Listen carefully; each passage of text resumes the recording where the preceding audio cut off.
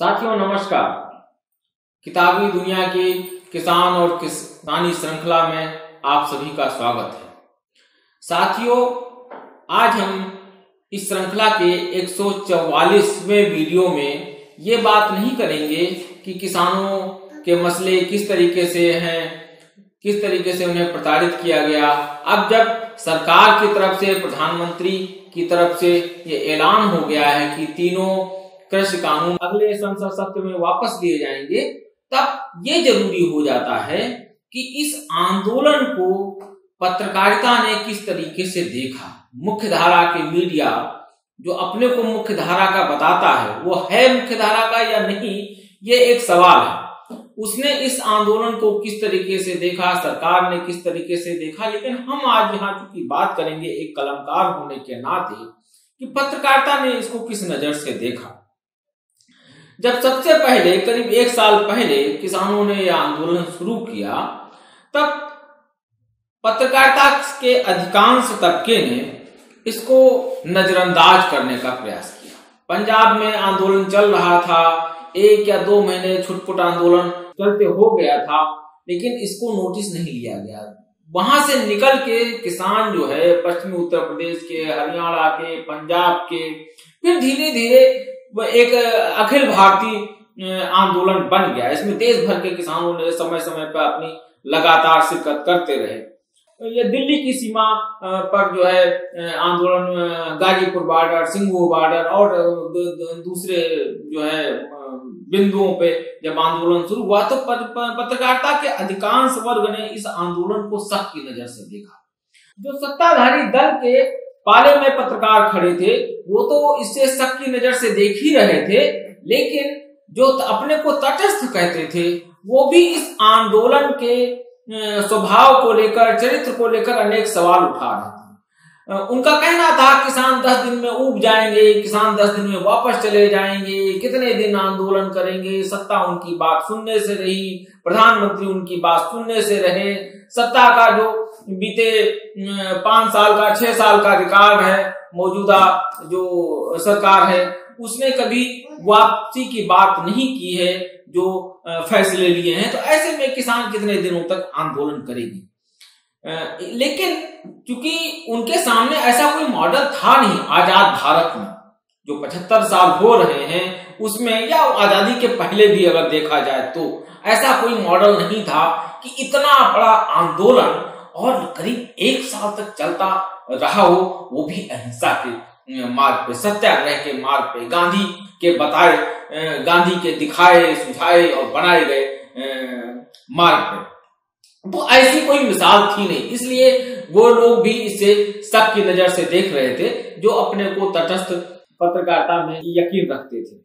आंदोलन जब धीरे धीरे बढ़ने लगा, आम लोग इसमें जुड़ते गए। जैसे उदाहरण के तौर पे जिनका खेती किसानी से सीधे सरोकार नहीं था, लेकिन वो एक तरीके से किसानों से जुड़ाव था उनका, वो किसान को लेकर, किसान द्वारा उपजाए गए अनाज को लेकर जिनका सीधे जुड़ाव था, वो जब इसमें, जैसे उदाहरण के तौर पे जो बाल काटने वाले थे, या जो पॉलिश करने वाले थे, या जूते बनाने वाले थे, बहुत सारे ऐसे लोग, व्हील चेयर पे चलने वाले लोग थे, जिस तरीके से 15-15 दिन व्हील चेयर चला के लोग आंदोलन में शिरकत करने पहुंचे।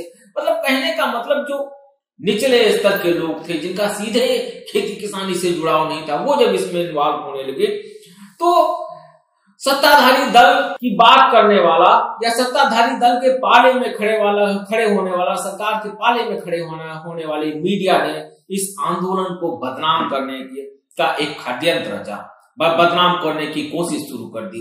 क्योंकि सत्ता यही चाहती थी, सरकार यही चाहती थी कि इस आंदोलन को बदनाम कर दिया जाए, तो उसने बदनाम करना शुरू किया। जो भाषा सत्ताधारी दल के नेता बोल रहे थे, उसी भाषा को वो मीडिया का जो वो तबका था वो आगे बढ़ा रहा था। जैसे उदाहरण सरकार की तरफ से कहा गया, सरकार के नेताओं की तरफ से कहा गया कि इस आंदोलन में जो लोग शामिल हैं वो खालिस्तानी हैं, वो जाट हैं, वो पाकिस्तानी हैं, वो आतंकवादी हैं, वो मवाली हैं, वो गुंडे हैं, वो नक्सलवादी हैं, वो माओवादी हैं, वो अर्बन नक्सल हैं। आंदोलनजीवी हैं। संसद में कहा गया प्रधानमंत्री के द्वारा वो आंदोलनजीवी हैं, वो परजीवी हैं, वो मुट्ठी भर वो किसानों का आंदोलन है, उसमें केवल बड़े किसान, कुछ चुनिंदा किसान शामिल हैं। आंदोलनकारी टुकड़े टुकड़े गैंग से संबंध रखते हैं, ठीक है। इस तरीके या जो तस्वीरें दिख रही हैं उसमें किसान नहीं लग रहे हैं, इन किसानों को क्या नहीं मरना था, इस तरीके की बहुत सारी बातें लगातार कही जा रही थी सत्ताधारी दल सरकार के नेताओं के द्वारा। और इसी भाषा को मीडिया का एक बड़ा तबका जो है, टीवी न्यूज चैनलों का एक बड़ा तबका, उसके एंकर और एंकरनी इस बात को लगातार बढ़ा रहे थे और किसान आंदोलन को बदनाम करने की कोशिश कर रहे थे। लेकिन जिस स्पीड के साथ, जिस तेजी के साथ वो आंदोलन को बदनाम करने की कोशिश कर रहे थे, उसी गति के साथ ये आंदोलन हिंदुस्तान के स्तर पे और विश्व के स्तर पे इसकी गति बढ़ती चली गई।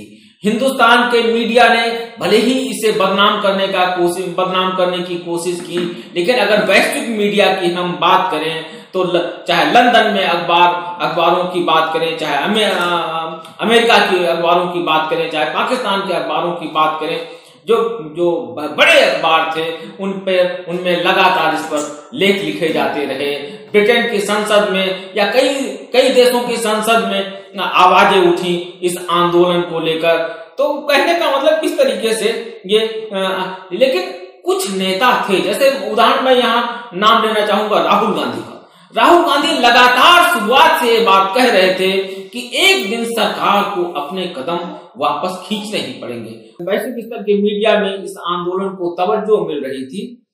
किसानों ने अपनी एक अलग योजना बनाई। जब मीडिया के इस चरित्र को किसानों ने देखा, किसान नेताओं ने देखा, तो उन्होंने ये तय किया कि जो मीडिया हमें बदनाम कर रहा है, हम गांधीवादी तरीके से, हम अहिंसा के रास्ते पे चल रहे हैं, उसे बदनाम करने की कोशिश कर रहा है, तो हम इस मीडिया का बहिष्कार करेंगे, हम इसे नजरअंदाज करेंगे। तो किसानों ने योजनाबद्ध तरीके से इस मीडिया को बेनकाब करना शुरू किया। उनके खिलाफ, उस चैनलों के खिलाफ, उन पत्रकारों के खिलाफ पोस्टर बाजी शुरू की, उनके खिलाफ जो है बैनर लगाना शुरू किया आंदोलन स्थलों पे। और जब उनके रिपोर्टर वहां पहुंचते थे तो उन चैनलों के खिलाफ नारेबाजी शुरू की, लेकिन बहुत ही सुव्यवस्थित तरीके से, गांधीवादी तरीके से, ठीक अहिंसावादी तरीके से उन्होंने नारेबाजी की। उन्होंने उनको बाकायदा बताया उनके पत्रकारों कि हमारा आपसे कतई बैर नहीं है, हमारी आपसे कोई रंजिश नहीं है, लेकिन आप जिस चैनल के लिए काम करते हैं, जिस मीडिया हाउस के लिए आप काम करते हैं, दरअसल वो किसके इशारे पर काम कर रहा है ये हम लोग समझ चुके हैं। इसलिए आप हमारे आंदोलन को पे कवरेज ना करें तो बेहतर है। कई बार ये स्थितियां ये हुई कि जो पत्रकार होते थे चैनलों के, वो अपनी मजबूरी बताते थे कि हम दरअसल नौकरी करते हैं, हमें मजबूरन इस तरीके की स्टोरियां बनाने के लिए, प्लांट करने के लिए कहा जाता है। और कई बार पत्रकारों को वापस किया गया, कई बार पत्रकार चोरी छुपे जाते थे आंदोलन को कवरेज करने के लिए, आंदोलन को बदनाम करने के तरीके खोजने के लिए। किसानों ने उनको भी पकड़ा और उनको पकड़ के वापस किया। कई बार पुलिस के सामने ये बात गई, लेकिन पत्रकार और मीडिया समूह ये बात समझने को आसानी से तैयार नहीं दिखते थे। फिर लगा किसानों को कि दरअसल इस मीडिया से हमारी बात नहीं बनेगी, इस मीडिया का तो हमें बहिष्कार करना ही है, लेकिन हम अपनी बात किस तरीके से लोगों के बीच में लेकर जाएं। तो उन्होंने अपना मीडिया शुरू करने का, अपना चैनल शुरू करने का, अपना अखबार शुरू करने का फैसला किया। और उसी फैसले का जो निष्कर्ष है या परिणाम है ट्रॉली टाइम्स अखबार। ट्रॉली टाइम्स अखबार उन्होंने निकाला और अपने आंदोलन से संबंधित, किसानों के मुद्दों से संबंधित, किसानों की मांगों से संबंधित चीजें वो अपनी उसमें प्रकाशित करते थे। वहीं पर ट्रॉली, मतलब ट्रैक्टर वाली ट्रॉली में बैठ के बाकायदा न्यूज हाउस बना और ट्रॉली में बैठ के लोगों ने अपनी रिपोर्ट्स लिखी, जो युवा उसमें इन्वॉल्व थे, जो लोग इन्वॉल्व थे, जो पढ़े लिखे लोग इन्वॉल्व थे, अपनी संपादन किया और अखबार के पन्नों की डिजाइन हुई और अखबार का प्रकाशन हुआ। इसी तरीके से जो आंदोलन के विभिन्न मंच सोशल मीडिया पर बनाए गए और उन मंचों पर जो है छोटे छोटे वीडियो बना के डालना शुरू हुए। फेसबुक लाइव के जरिए काम किया गया, यूट्यूब के जरिए काम किया गया। हालांकि सोशल मीडिया ने किसान और किसानी के विषयों को, किसान आंदोलन को जो है बदनाम करने की कोशिश की, ये भी इसमें भी कोई शक नहीं है। या जो लोग इस तरीके के प्रयास कर रहे थे, जो लोग इस तरीके की पत्रकारिता कर रहे थे, उनको रोकने का प्रयास किया गया, उनकी रीच कम करने का प्रयास किया गया। लेकिन चूंकि आंदोलन इतना बड़ा हो गया था, इस तरीके से इन्वॉल्व मतलब उसमें लोग थे, तो सोशल मीडिया या दूसरे जो प्लेटफॉर्म थे उनको ये लगा किसानों की बात को नजरअंदाज करना शायद संभव नहीं है। एक समय बाद मुख्य धारा का जो मीडिया था, जो किसानों को बदनाम करने का प्रयास कर रहा था, वो भी किसानों के मुद्दे दिखाने पर मजबूर हो गया। एक बात जब धीरे धीरे आंदोलन बढ़ता चला गया, किसानों से जो सरकार की बात थी वो लगातार 10-11 राउंड होने के बाद असफल हुई। किसानों ने तय किया कि अब हमको दिल्ली ही नहीं, हमें बाहर भी निकलना है।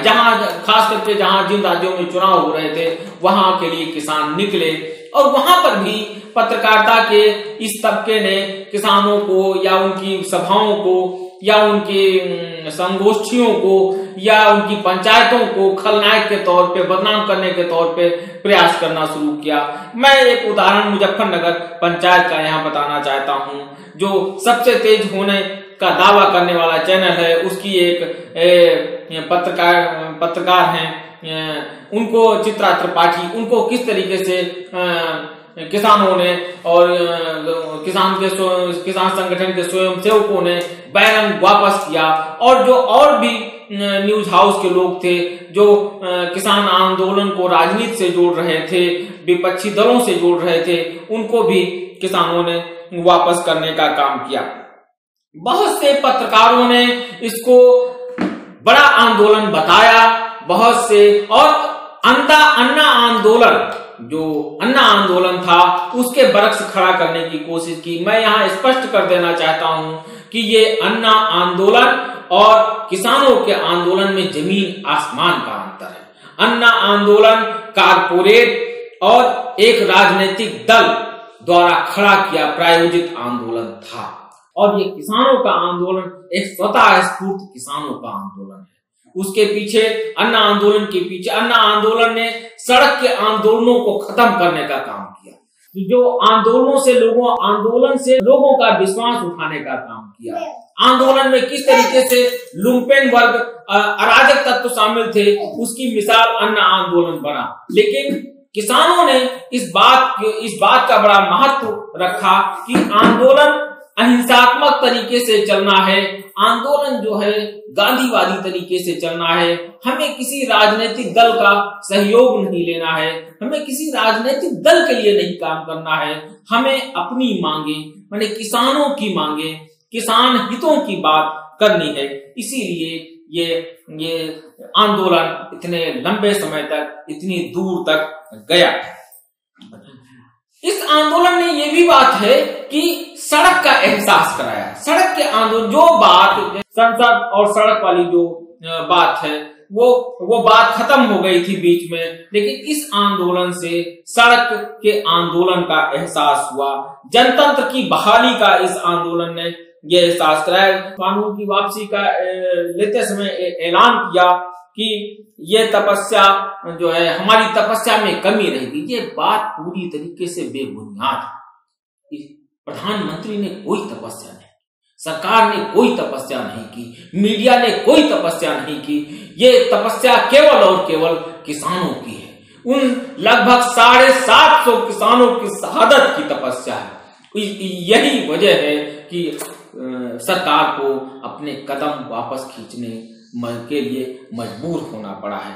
और अगर तपस्या होती, संवेदनशीलता होती, तो सबसे पहले प्रधानमंत्री ये ऐलान करते हुए उन 750 किसानों के परिवारों से माफी मांगते। प्रधानमंत्री की तरफ से उन 750 शहीद हुए किसानों के परिवारों के प्रति एक शब्द भी अपने संबोधन में नहीं निकला। ये केवल बनावटीपन है। ये अभी जो उपचुनाव आए हैं, उपचुनाव के जो परिणाम आए हैं और उत्तर प्रदेश, पंजाब सहित जो 5 राज्यों के विधानसभा चुनाव हैं, ये उसको ध्यान में रखिए। और प्रधानमंत्री की जो लगातार रैलियां हो रही हैं, जो सभाएं हो रही हैं, उसमें जो प्रशासन का, सत्ता का, सरकार का सारा कुछ इस्तेमाल करते हुए लाखों रुपए, करोड़ों रुपए खर्च करने के बावजूद जिस तरीके से कुर्सियां खाली रही जा रही थी, उन सब चीजों को ध्यान में रखते हुए ये फैसला लिया गया है। तो लेकिन इस फैसले को लेने के साथ ही जो पत्रकार, जो एंकर और एंकरनी सत्ता के साथ खड़े हैं, गोदी मीडिया जिनको बोला जाता है, उन्होंने उनका क्या रवैया रहा है, उनकी क्या मंशा रही है, तो उनके कुछ ट्वीट यहाँ पे मैं रेखांकित करना चाहता हूँ। एक पत्रकार हैं सुशांत सिन्हा, सत्ता की गोद में बैठे हुए हैं कि गोद में उनकी जकड़बंदी कितनी मजबूत बनी रहे, उनके इस ट्वीट से जो है आंका जा सकता है। ये 19 नवंबर का ट्वीट है। अधिकांश जो ट्वीट हैं वो 19 नवंबर के हैं। उनका कहना है, देश ने 56 इंच के सीने वाला पीएम चुना था @नरेंद्र मोदी जी। कुछ के विरोध के सामने सियासी नफा नुकसान देखकर एक बड़े वर्ग के समर्थन के बावजूद झुक जाने वाला पीएम नहीं। स्मिता प्रकाश का कहना है, next is what article 370 back, यानी कि अब 370 अनुच्छेद 370 की वापसी होनी है। सुरेश चौहाड़के कहते हैं, केंद्र सरकार ने तीनों कानून वापस लेने का फैसला किया। अच्छे कानूनों के बावजूद फैले भ्रम के कारण यह निर्णय लिया गया। इसी तरीके से नविका कुमार, अनुराग मुस्कान, मीनाक्षी जोशी, अमीश देवगन, राहुल श्रीवास्तव, अमन चोपड़ा, रूबिका लियाकत, रजत शर्मा, कितने लोगों के नाम गिनाए जो सत्ता के पाले में खड़े हुए हैं, जो सत्ता के साथ खड़े हुए हैं, जो देश की 70% आबादी के विरोध में खड़े हुए हैं। उन्होंने किस तरीके के ट्वीट किए। तो ये पूरी तरीके से ये किसानों की जीत है और सत्ता की हार है। सत्ता की हार के साथ साथ ये मीडिया की हार है। इस बात को समझने की जरूरत है। गांधी ने कहा था, प्रेमचंद ने कहा था, इन दोनों महापुरुषों का ये सार है कि किसानों को अपना नेता चुनना चाहिए, चुनना होगा, अपने बीच से अपना प्रधानमंत्री चुनना होगा। इस आंदोलन ने अपने नेताओं का चुनाव किया, अपने नेता उसने चुने, चाहे राकेश टिकैत हो, चाहे दर्शन सिंह हो, मतलब उग्रहा हो, जो भी जितने भी नाम हैं, महिला नेताओं को चुना, अपने नेताओं का चुनाव किया और अपने नेताओं की बात सुनी। एक स्वतंत्र रूप से जो है, एक स्वैच्छिक रूप से एक कमेटी का चयन किया गया और उसने तय किया कि हम किसी भी दल को अपने मंच पर आने नहीं देंगे। हाँ, हम अपने बुद्धिजीवियों की बात को बढ़ाएंगे, कलाकारों का सपोर्ट लेंगे। सबने खुले दिल से इस आंदोलन को सपोर्ट किया। तो इस आंदोलन से एक सीख लेने की जरूरत है कि जो सबसे महत्वपूर्ण है कि गांधीवादी तरीका, अहिंसात्मक तरीका, अहिंसा का रास्ता ही किसी आंदोलन को किसी कामयाबी की राह दिखाता है। इस आंदोलन को अगर सबसे महत्वपूर्ण किसी ने राह दिखाई है तो वो अहिंसावादी तरीका है। किसानों की अपनी योजनाबद्ध लड़ाई है और राजनीतिक दलों से स्पष्ट रूप से किनारा कसी है। ये बात ध्यान रखिएगा, सभी दलों की सरकारें रही हैं और किसानों के साथ सभी दलों की सरकारों ने, मैं यहाँ किसी पार्टी के प्रवक्ता की हैसियत से नहीं बोल रहा हूँ, सभी दलों की सरकारों ने अच्छा व्यवहार नहीं किया है। अगर अच्छा व्यवहार किया होता तो स्थितियां इतनी खराब न होती। मैं इस किसान आंदोलन पे उंगली उठाने वाले जो लोग थे, किसान आंदोलन सही है गलत है, जो पत्रकार थे, जो बुद्धिजीवी थे, जो सत्ता के समर्थक थे, उनको ये तक नहीं पता है कि किसान आंदोलन के सामने समस्याएं क्या हैं। गांव से उनका दूर दूर तक वास्ता नहीं है। अगर धान की पौध, गेहूं की पौध और एक घास आती है वैया की पौध, अगर 3 पौधे रख दिए जाएं तो मैं दावे के साथ कहता हूं कि 3 पौधों को पहचानना उनके बस की बात नहीं है। वो लोग ये आंदोलन सही दिशा में है, गलत दिशा में है, कानून सही है, मतलब ये जो लोग कानूनों की सही होने की पैरोकारी कर रहे थे, उनके लिए मैं ये बात कह रहा हूं कि वो इन 3 पौधों के बारे में अंतर नहीं कर पाएंगे। वो हमें समझा रहे थे, वो किसानों को समझाने का प्रयास कर रहे थे, पब्लिक को समझाने का प्रयास कर रहे थे कि ये कानून कितने अच्छे हैं। सवाल उन पत्रकारों के लिए है, उन मीडिया घरानों के लिए है, या सरकार के उन प्रवक्ताओं के लिए बड़ा है जो साल भर से समझा रहे थे कि ये कानून कितने फायदेमंद है। अब वो क्या करेंगे, क्योंकि साल भर तक आपने समझाया कि किसान कितने, ये कानून कितने फायदेमंद है, जब सरकार ने वापस ले लिया तो आप क्या समझाएंगे? क्या ये समझाएंगे कि ये कानून कितने हानिकारक थे? मैंने थूक के फिर अपना ही थूक चाटेंगे। मैं फिर बड़ी विनम्रता से कह रहा हूं कि ये जो आंदोलन है, इसकी जो कामयाबी है, ये जो तपस्या है, ये किसानों की तपस्या है। मैं उन पत्रकारों को यहाँ बिल्कुल जो है रेखांकित करना चाहूंगा जो इस आंदोलन के शुरुआती दौर से साथ खड़े थे। मैं उन चैनलों पर, चूंकि अलग अलग नाम लेने का कोई मतलब नहीं है, लेकिन मेरी उनके साथ पूरी सहानुभूति है कि कम से कम उन्होंने इस देश की 70% आबादी का प्रतिनिधित्व किया। इस देश के 30% लोगों के साथ वो नहीं खड़े हुए। जो 70% आबादी, जो मुख्य भारत है, जो असली भारत है, उसके साथ खड़े रहे, उसके कंधा से कंधे मिलाकर उसकी मांगों का समर्थन किया। मैं उन पत्रकारों को सैल्यूट करता हूं और अंत में उन 750 जो किसान शहीद हुए, उनके परिवारों के प्रति संवेदनशीलता के साथ मैं खड़ा हूं कि शहादत ने आंदोलन की कामयाबी को राह दिखाई है। सभी को नमस्कार।